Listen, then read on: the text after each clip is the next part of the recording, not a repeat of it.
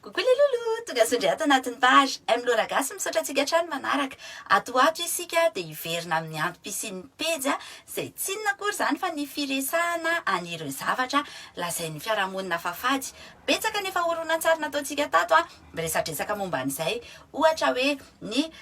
fanabeazana, ny tanora sy ny fananana, teo ihany koa ny fadimbolana, teo ihany koa ny fanalanjaza ary indrindrindrindra ny fananana ny seksualité izay vidéo anankiray tena be mpijery indrindra tato anatin'ny pejy satria 870 000 mahery eo zao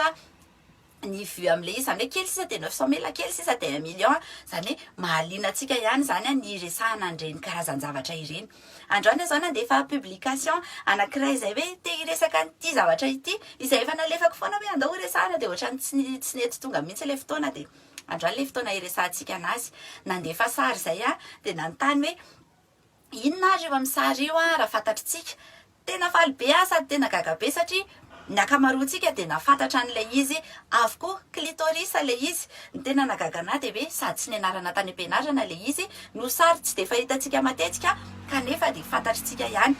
Misy kosa nefa ny tsy nafantatra an'ilay izy dia somary nampime kely ilay valiteny ohatran'ireto. Alohan'ny dirantsika mivotoatin-dresaka ary izay resaka clitoris isika androany dia raha latsaky ny 12 taona ianao dia tsy natao anao mihitsy ity horonan-tsary ity. Raha ohatra kosa hoe mihoatra ny 12 taona ianao nefa ny mora menatra na mora tohana dia aleo tsy mijery an'ilay horonan-tsary fa manjary mifanometsina ny anaty commentaire fotsiny isika. Rehefa lasa amin'izay ary izany ny olona tsy afaka mijery sy ny tsy te hijery dia ndeha ho resahantsika amin'izay ary ny momba ny clitoris. Rariny sitsiny aloha raha atoro antsika hoe aiza no misy an'izany clitoris izany na dia efa hitantsika tany anaty commentaire ary hoe ao anatin'ny fivaviana ao no misy azy. Asiantsika sary ary dia io teboka tonga dia hitanao io eo ambonin'ny fipipizana no misy an'ilay clitoris. Raha hitantsika amin'ny maso ohatran'izao izy dia ny refiny eo amin'ny 4 milimetatra hatramin'ny 9 milimetatra eo. Rehefa excité na te hanao firaisana ranofo ilay vehivavy dia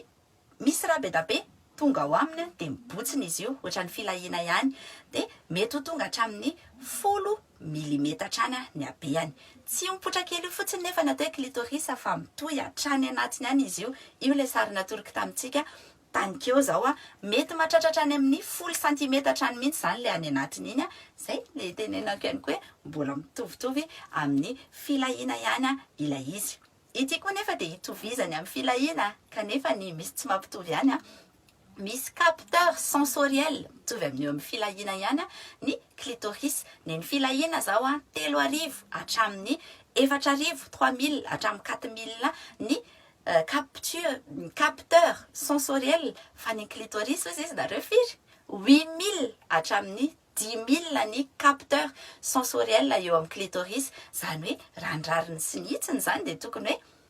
mahazo fafinaretana kokoa izany ny vehivavy noho ny lehilahy rehefa manao firaisana ranofo raha ohatra ka ny teoria izany no horesahantsika amin'ity anio ity.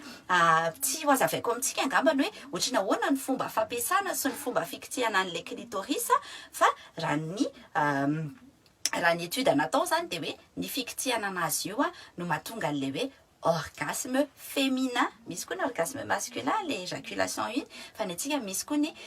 orgasme féminin izany hoe mijoira isika misy orgasme be mihitsy antsika rehefa avy eo ny fikitihana anazy mety hoe amin'ny tanana ve mety hoe rehefa manao firaisana ranofo ihany koa ve dia mifampikasikasika eo le vatana dia voadona le clitoris dia mety ho tonga amin'izay orgasme izay isika. Tsy resahana any am-pianarana nefa izany satria raha mijery zao tsika hoe appareil reproducteur dia tsy ao anatiny izay clitoris izay raha ny vehivavy. Ny lehilahy nefa dia ao daholo na ny testicule ny ohatran'izany na ohatran'izany. Ny mahatonga an'izay dia izao ny lehilahy rehefa misy éjaculation rehefa misy orgasme masculin zay vao hoe afaka miteraka. Ny antsika na tsy misy ary ny orgasme izany hoe na tsy mahatonga ary tsika ozy izy ny malagasy dia afaka miteraka foana. any ka lasa tsy resahana zay clitorisa izay satria tsy misy ilana azy zany izy raha eo amin'ny resaka